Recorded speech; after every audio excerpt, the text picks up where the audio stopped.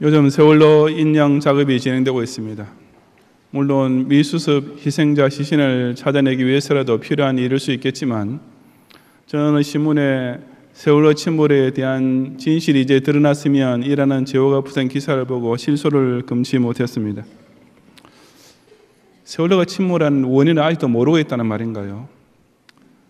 그동안 정부의 관계기관에서 그렇게 철저히 조사를 하고 발표를 했는데도 그것은 절대로 믿지 못하겠다는 뜻입니까? 하기는 인터넷 댓글에 보면 아직도 미군 잠수함과의 충돌 때문이라는 음모설이 여전히 돌고 있고, 게다가 인양된 세월호의 하부 선체에 아무 충돌 흔적이 발견되지 않자 미군 잠수함이 충돌한 후에 즉시 수리를 해놓고 도망갔다는 음모설 수정안까지 등장하고 있습니다. 아마 그런 사람들은 대통령이 배가 침몰되도록 가만히 내버려 두라고 지시를 내렸다는 따위의 무슨 새로운 증거가 세월호의 선체 내에서 발견되기를 기대하고 있는지도 모르겠습니다. 하지만 저로서는 그만하면 원인 규명이 충분히 이루어졌다고 생각되는 사실에 대해서 아직도 믿지 못하겠다는 사람들의 의식 구조가 도대체 어떻게 되어 있는지 도저히 이해를 할 수 없을 뿐입니다. 오늘 본문에서도 그처럼 이상할 정도로 믿지 못하는 자들이 등장합니다. 이들은 바른 신앙을 가질 수 있는 충분한 증거와 완벽한 조건까지 주어졌음에도 불구하고 끝내 불신자로 전락하고 말았던 것입니다. 이 시간 저는 주어진 말씀을 통해 우리가 온전한 신앙을 가지기 위해서 꼭 벗어나야 할 것들과 꼭 집중해야 할 사실들이 무엇인지를 함께 상고해 보고자 합니다. 온전한 신앙을 얻기 위해서는 첫째로 예수님의 인상에만 머물지 말고 그 신상에서 나오는 지혜와 능력을 눈여겨보아야 합니다. 1절부터 6절까지 말씀을 함께 봉독하겠습니다. 예수께서 거기를 떠나사 고향으로 가시니 제자들도 따르니라. 안식일이 되어 회당에서 가르치시니 많은 사람이 듣고 놀라 이르되 이 사람이 어디서 이런 것을 얻었느냐? 이 사람이 받은 지혜와 그 손으로 이루어지는 이런 권능이 어찌 됨이냐? 이 사람이 마리아의 아들 목수가 아니냐?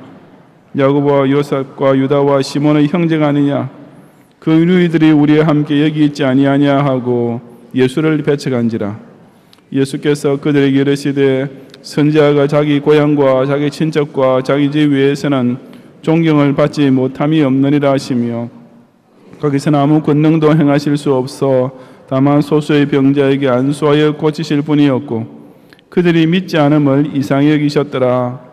이에 모든 촌에 두루 다니시며 가르치시더라고 했습니다. 우리가 잘 아는 대로 예수님께서는 유대 베들레헴에서 태어나셨지만 30세가 되어 공생애를 시작하시기 직전까지 사셨던 곳은 갈릴리 나사렛 동네였습니다. 잠시 태어난 곳보다는 어린 시절에 쭉 자라났던 곳이 아무래도 진짜 고향이라 할 수 있을 것이며 그래서 예수님에게도 고향하면 곧 나사렛 동네가 되었던 것입니다. 하지만 이 나사렛은 갈릴리에서도 작은 동네에 들어갔고 그래서 나중에 유대의 종교 지도자들로부터 그런 이름도 없는 촌구석에서 어떻게 메시아같이 위대한 인물이 나올 수 있겠느냐 하는 핀잔을 듣게 되기도 했었습니다. 그럼에도 불구하고 어쨌든 나사렛은 분명히 예수님에게 고향이었는데 오히려 그 고향 사람들이 예수님을 배척한 사건이 오늘 본문에 나옵니다. 1절에 예수께서 거기를 떠나서 고향으로 가시니라고 한 대로 예수님께서는 갈릴리 곳곳을 두루 다니시며 복음을 전파하시다가 공생의 사역이 시작된 이후로는 처음 나사렛으로 돌아오시게 되었습니다. 그리고 다른 갈릴리 동네에서도 그렇게 하셨듯이 거기서도 안식일이 되어 회당에서 말씀을 가르치셨습니다. 당시에는 그 동네의 회당장이 허락하면 유대인 성인 중 누구나 회당의 강단에 설 수 있었으며 이미 예수님의 명성은 나사렛에까지 잘 알려져 있었기 때문이었습니다. 그렇게 예수님께서 구약 성경을 봉독한 후에 설교하시는 말씀을 들은 나사렛 사람들의 첫 반응은 본문에서 많은 사람이 듣고 놀랐다라고 했듯이 경탄 그 자체였습니다. 그들 모두는 이 사람이 어디서 이런 것을 얻었느냐? 이 사람이 받은 지혜와 그 손으로 이루어지는 이런 권능이 어찌됨이냐라고 그야말로 입을 쩍 벌렸던 것입니다. 그들이 그처럼 깜짝 놀라지 않을 수 없었던 이유는 예수님께서 보유하고 계시는 지혜가 당시 유대 사회의 최고 학부를 졸업한 사람조차 가질 수 없는 것이었으며 그 손으로 행하시는 권능 또한 인간의 상식과 논리를 완전히 초월하는 것이기 때문이었습니다. 그렇다면 이것은 예수님의 신성이 그들 앞에 분명히 나타난 사건이었습니다. 즉 나사렛 사람들은 예수님께서 가르치시는 그 깊고 오묘한 말씀과 베푸르시는 그 기적적인 신유, 이 두 가지가 다 결코 범상한 것이 아님을, 예수님이 보통 사람이라면 결코 보여줄 길이 없는 신적 지혜요 신적 능력인 것을 자기네 귀와 눈을 통해 똑똑히 체험했던 것입니다. 그럼에도 불구하고 예수님에 대한 그들의 최종 평가와 판단은 어처구니 없게도 예수님을 배척하는 것으로 나타났습니다. 이 배척이라고 번역된 단어는 배반하다, 성내다, 공격하다 등의 뜻이 있는데 여기서는 상대방을 받아들이지 않고 불신하다라는 의미로 사용되었습니다. 도대체 그 이유가 무엇이었습니까? 그것은 곧 3절에 나오는 대로 이 사람이 마리아의 아들 목수가 아니냐, 야고보와 요셉과 유다와 시몬의 형제가 아니냐, 그 누이들이 우리와 함께 여기 있지 아니하냐라는 사실 때문이었습니다. 나사렛 사람들이 예수님을 가리켜 요셉의 아들이라고 하지 않고 마리아의 아들이라고 한 것을 볼 때 예수님의 육신적 부친인 요셉은 이미 죽었던 것으로 추정됩니다. 그리고 또 예수님을 가리켜 목수가 아니냐라고 했으니 예수님께서는 30세 즈음에 공생을 시작하시기 전까지는 아버지 요셉이 했던 목수 일을 이어받아서 어머니와 동생들을 부양하는 가장 노릇을 하셨을 것입니다. 나사렛 사람들은 같은 동네에 살면서 그와 같은 예수님의 성장기를 쭉 보아왔던 까닭에 그 예수님의 인간적, 사회적 배경을 너무나 잘 알고 있었습니다. 즉 예수님은 무슨 왕족이나 뼈대 있는 집안의 가족이 아니라 목수의 아들이라는 천민 출신이며 지금도 그들과 매일 만나고 있는 야고보와 요셉과 유다와 시몬과 그 누이들의 평범한 형이요 오빠일 뿐이라는 사실에 대한 선입견이 그 나사렛 사람들의 뇌리에 아주 깊이 박혀 있었던 것입니다. 그리고 바로 그 때문에 그들은 방금 전에 자신들이 목도했던 예수님의 초인적인 지혜와 능력을 강건히 무시하면서 오히려 예수님을 배척하는 일생일대의 오판을 내리게 됩니다. 예수라는 이 사람은 우리가 어릴 때부터 너무나 잘 아는 우리 마을 사람이고 결국 우리와 별 다를 바 없는 사람이다 라는 고정관념이 그들로 하여금 예수님의 신성으로부터 나오는 그 놀라운 지혜와 그 엄청난 권능을 완전히 잊어먹게 만들었던 것입니다. 그 결과 그들은 예수님을 메시아로 믿고 영접할 수 있는 그 좋은 기회를 스스로 날려버리면서 끝내 불신자로 전락하고 말았던 것이었습니다. 나사렛 사람들의 당신에 대한 그런 거부 반응을 두고 예수님께서 선지자가 자기 고향과 자기 친척과 자기 집 위에서는 존경을 받지 못함이 없느니라고 하신 것은 선지자가 타지에서는 항상 큰 존경을 받는다는 뜻이 아니라 타지에서도 그렇지만 특히 고향에서는 더욱 존경받기 어렵다는 의미입니다. 그 때문에 예수님께서는 거기서는 더 이상 큰 권능을 행하지 않으시고 그저 소수의 병자만 고치신 후에 그들이 믿지 않음을 이상히 여기시면서 다른 촌으로 가셔서 두루 다니시며 다시 복음 전파 사역을 계속하셨습니다. 당신의 신적 지혜와 권능을 보고서도 믿지 못하는 자들에게 더 이상 시간과 힘을 낭비하실 생각이 전혀 없으셨던 것입니다. 오늘 역시 많은 사람들이 그 나사렛 사람들처럼 예수님의 신성을 보지 못하고 오직 인성만 보기 때문에 결국 예수님을 믿지 못하고 있습니다. 예수님을 하나님 아들로 믿지 않고 그냥 훌륭한 사람 정도로만 생각하는 것입니다. 그런 사람들은 아무리 예수님을 100년에 하나 날까 말까한 위인이라고 부르든지 혹은 4대 성인 중에 한 명이라고 자기 나름대로 높인다 할지라도 사실은 여지없이 불신자일 뿐입니다. 하지만 조금만 눈을 크게 뜨고 찬찬히 살펴보면 우리 예수님께서 가르치신 말씀의 깊고 오묘한 것은 세상의 그 어떤 현자의 교훈과도 감히 비교의 대상조차 되지 못할 정도로 비범하기에 짝이 없습니다. 그 예수님께서 만나는 사람들마다 비단 그 육신의 병만 고치신 것이 아니라 아예 그 심령을 완전히 새 사람으로 변화시키신 능력 또한 세상의 그 어떤 위인전에서도 찾아볼 수 없는 실로 놀라운 이적과 기사 연속입니다. 무엇보다도 예수님께서 친히 십자가에 달려 못 박혀 죽으심으로써 죄인 대속을 선언하신 일은 역사상 소위 성자라고 손꼽히는 석가모니나 마호메트나 공자일생에서 그 비슷한 것조차 발견할 수 없는 그야말로 경천동지할 일이요 전무후무한 사건입니다.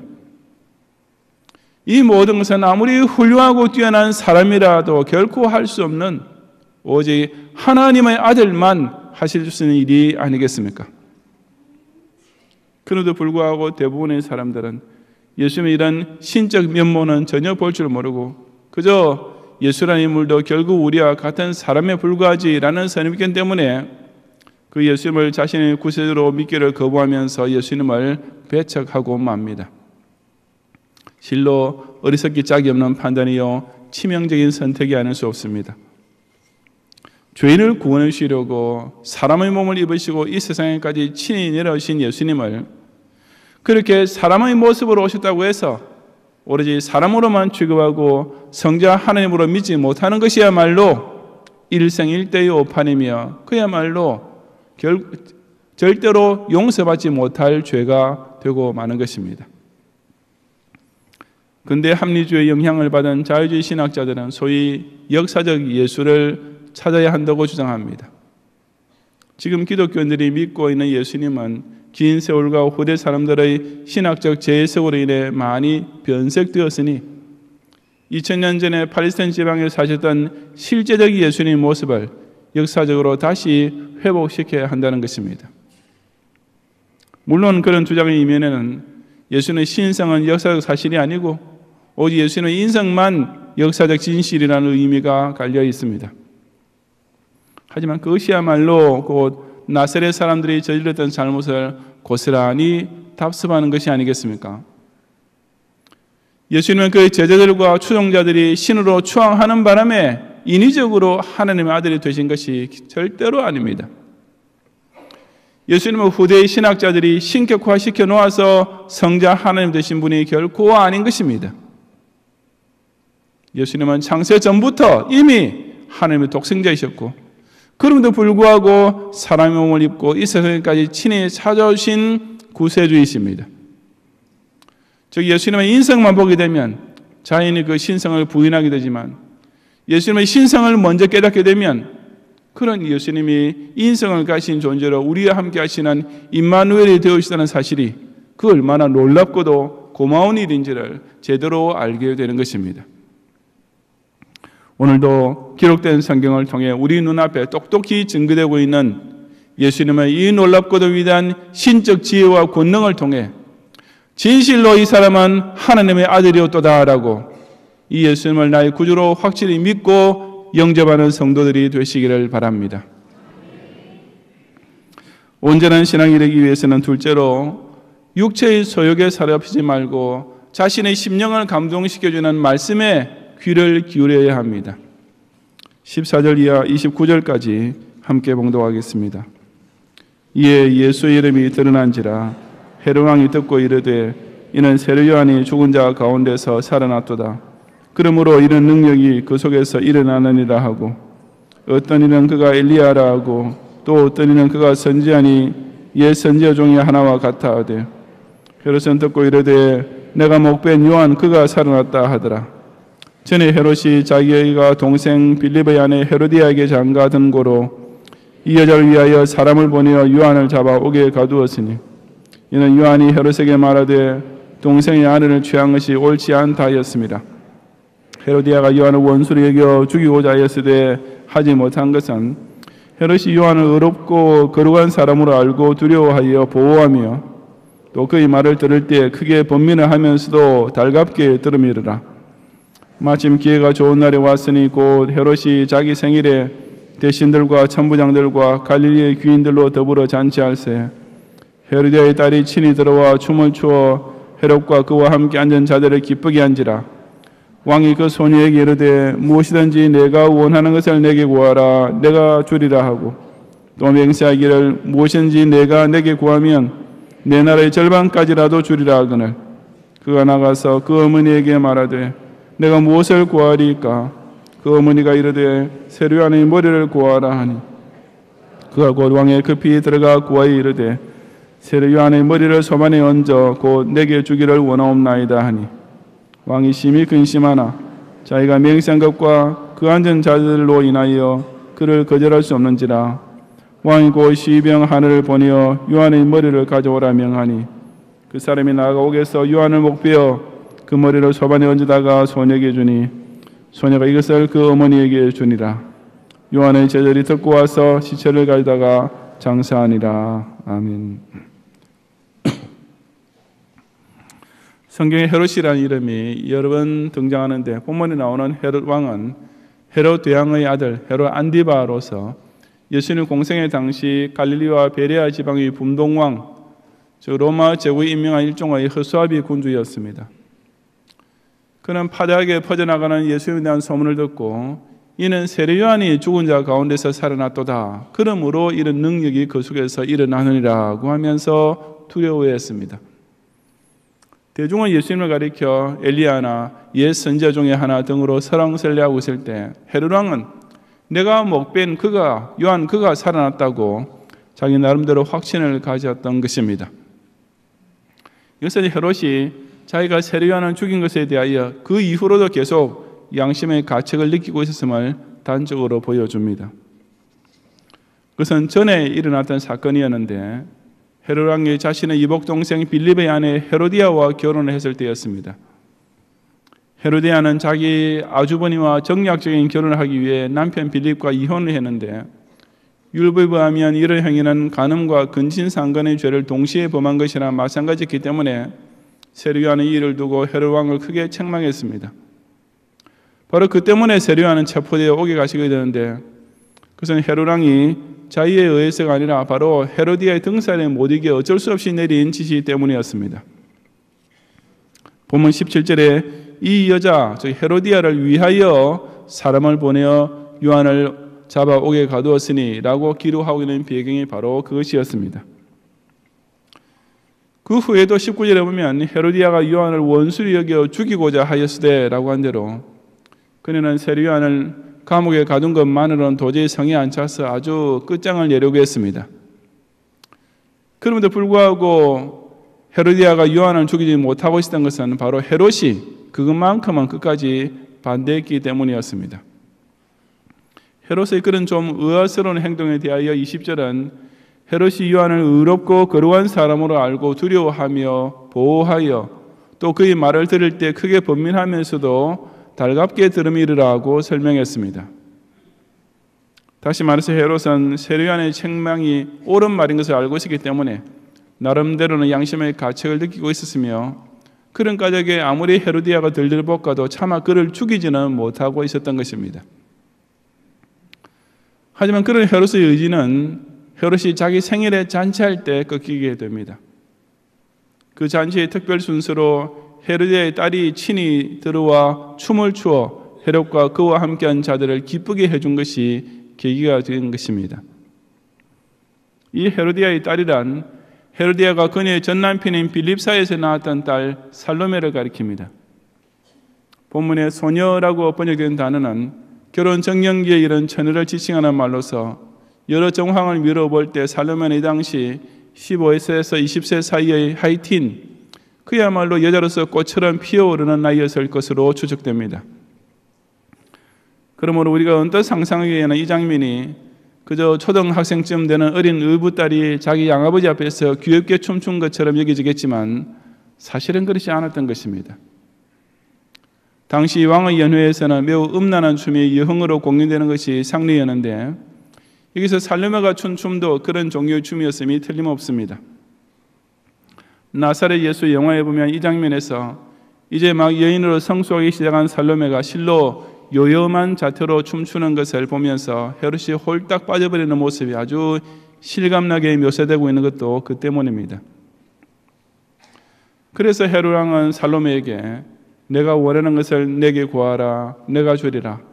내가 내게 구하면 내 나라의 절반까지라도 주리라고 그야말로 입이 해 버려진 상태로 맹세까지 덧붙이며 약속을 합니다. 그러자 살로메는 자기 어머니 헤로디아가 시키는 대로 세르요한의 머리를 구했고, 그제야 헤롯은 사태를 파악하고 또다시 양심의 가책을 느끼면서 심히 근심하게 됩니다. 하지만 좌중의 많은 손님들 앞에서 자신의 맹세한 것에 대한 체면 때문에 헤롯 왕은 어쩔 수 없이 세르요한을 처형시키게 되는 것입니다. 여기서 우리는 똑같은 사람 헤롯을 두고 아주 대조적인 모습을 보게 되지 않습니까? 20절에서 그는 세르요한이 자신의 죄를 책망하는 말조차 달갑게 여길 만큼 양심이 있는 사람이었습니다. 하지만 22절에서는 살로메의 음란한 춤 앞에서 오로지 자신의 정욕에 꼼짝 못하고 사로잡힌 사람이 되었습니다. 헤롯이 조금만 더 정신을 차렸더라면 세르요한의 책망에 대한 자신의 양심의 반응에 따라 바른 판단을 내리고 옳은 행동을 보일 수 있었음에도 불구하고 결국에는 그 가장 저급한 말초 신경의 자극, 그야말로 육체의 법에 압도당하고 말았던 것입니다. 사람이란 존재는 하나님의 말씀에 자신의 양심과 인격을 굴복시켜 순종하지 못하면 그 다음에 남는 것이란 이처럼 가장 동물적인 욕망과 저질적인 본능에 끌려갈 수밖에 없습니다. 조금 전에는 설교를 듣고서 양심의 가책을 느끼며 회개하던 사람이 돌아서고 나면 금세 육체의 법에 그 심령이 지배를 당하면서 아주 쉽게 죄를 짓고 맙니다. 예배를 드리는 자리에서는 그 심령이 천당 소망으로 가득 차서 기쁨이 넘쳤다고도 월요일에 직장으로 사업처로 출근하는 첫 순간부터 당장 세상의 염려와 재물의 유혹에만 온 정신이 팔리게 됩니다. 주일에 SFC 성경부 시간에는 한없이 순결하고 건전하던 마음이 학교에 가서 보신 친구들을 만나기만 하면 순식간에 사라지면서 그 음료의 잔을 함께 마시게 됩니다. 선으로 악을 이겨야 할 신자가 오히려 악에게 그 가진 약간의 선마저 완전히 빼앗기는 일이 너무나 쉽게 벌어지는 것입니다. 그처럼 말씀에 감동받는 심령을 끝까지 따르느냐 아니면 저급하고 본능적인 육체에 끌려가느냐 하는 차이는 결국 엄청난 양극단의 결과로 이어지게 됩니다. 전자는 자신의 죄를 회개하고 구원받을 수 있는 길을 찾게 되지만 후자는 마귀와 함께 지옥 영벌에 떨어지고 마는 것입니다. 말씀을 듣고 양심의 찔림까지 느꼈으면서도 결국 어처구니 없게 육체의 정욕에 압도당해 버리는 것은 실로 예수님께서 경고하신 대로 말씀을 듣고 즉시 기쁨으로 받았지만 곧 넘어지고 결실하지 못하는 자가 되고 마는 꼴이 아니겠습니까? 진정한 신자가 되려면 그처럼 이성이 정욕 앞에 맥을 못 추고 넘어져서는 안 됩니다. 신앙 양심이 말초 신경적인 욕구에 패배를 당해서는 절대로 안 되는 것입니다. 육체의 법은 항상 성령의 법을 거스르면서 유혹해오기 마련입니다.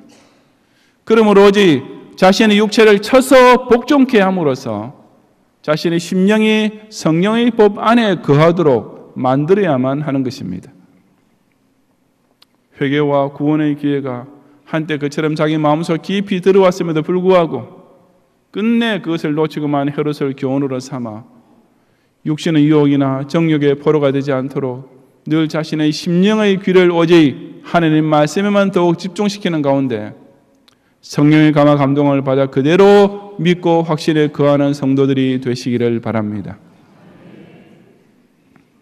성도 여러분, 컴퓨터에 바이러스가 침입하면 시스템이나 프로그램이 정상적으로 작동하지 못하면서 온갖 오류가 발생하게 됩니다. 마찬가지로 사람의 심령도 마귀가 심어놓은 영적 바이러스에 오염되면 바른 신앙에 도달하지 못하고 끝내 불신앙의 오류에 빠질 수밖에 없습니다. 대한민국 국민이면서도 대한민국 정부의 발표는 절대로 믿지 못하겠다는 사람들처럼 나사렛 사람들은 예수님 고향 사람이면서도 끝내 그 예수님을 믿지 못했던 자들이었습니다.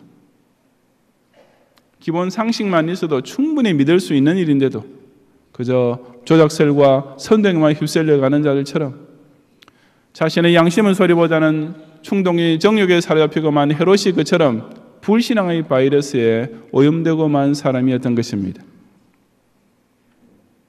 하지만 그런 자들이야말로 나중에 예수님께서 재림하셔서 심판하실 때 훨씬 더 크게 원통해야 할 사람들입니다. 왜냐하면 애당초 처음부터 끝까지 예수님을 믿지 않았던 사람들이야 뭐 후회할 것도 원통해야 할 일도 전혀 없겠지만, 그처럼 신앙인이 될 수 있는 좋은 기회가 주어졌는데도 그것을 제발로 차버렸던 사람들은 그야말로 땅을 치면서 후회할 수밖에 없을 것이기 때문입니다. 예수님의 비유해 보면 바깥 어두운 데로 쫓겨나서 슬피 울며 이를 갈미 있으리라는 말씀이 여러 차례 나오는데, 그 대상이 곧 나사렛 사람이나 헤롯 같은 사람들인 것입니다. 이들은 초질관 불신자로 산 사람들이 아니라 왕의 잔치에 초대를 받기도 하고 길거리에서 주의 가르침을 직접 듣기도 했으며 심지어 예수님을 주인으로 모시는 종으로서의 봉사까지 했음에도 불구하고 끝내 온전한 신앙에는 이르지 못하고 중도 탈락하는 자들입니다. 그러니 마지막 심판 때 다른 불신자들과 같이 지옥의 어두운 구덩이 속으로 떨어질 때 너무나 원통해서 이를 바득바득 갈 수밖에 없게 될 것이라고 예수님께서 말씀하신 것입니다. 우리에게는 바로 믿을 수 있는 기회, 정확하게 믿을 수 있는 증거, 잘 믿을 수 있는 조건들이 충분하게 주어지지 않습니까? 완성된 신구약 66권은 하나같이 예수님은 하나님의 아들이요 죄인의 구세주이심을 우리에게 알려주고 있으며, 보혜사 성령께서는 지금도 우리 심령에 내재하시면서 자신의 죄를 깨닫고 자부하며 회개하도록 그 양심을 감동시켜 주고 계십니다. 그런데도 예수님을 믿지 못하고 구원의 확신을 얻지 못한다면 정말 이상한 사람이 아니겠습니까? 이런 은혜 가운데 살고 있으면서도 만에 하나 불신앙에 빠지고 만다면 저와 여러분도 그 누구보다 더 슬피 울며 이를 갈 수밖에 없는 사람이 되지 않겠습니까? 예수님을 그저 훌륭한 사람으로만 격화시키려는 온갖 이단의 미혹에 빠지지 말고 오직 그 놀랍고 위대한 신적 지혜와 권능을 똑똑히 목도하고 사람의 심령을 육체의 법에 사로잡히도록 끌어당기는 온갖 마귀의 시험에 넘어가지 말고 오직 심령을 감동시키는 말씀만을 청종함으로써 참된 신앙, 구원에 이르는 온전한 신앙을 끝까지 지키는 성도들이 되시기를 주님의 이름으로 축원합니다.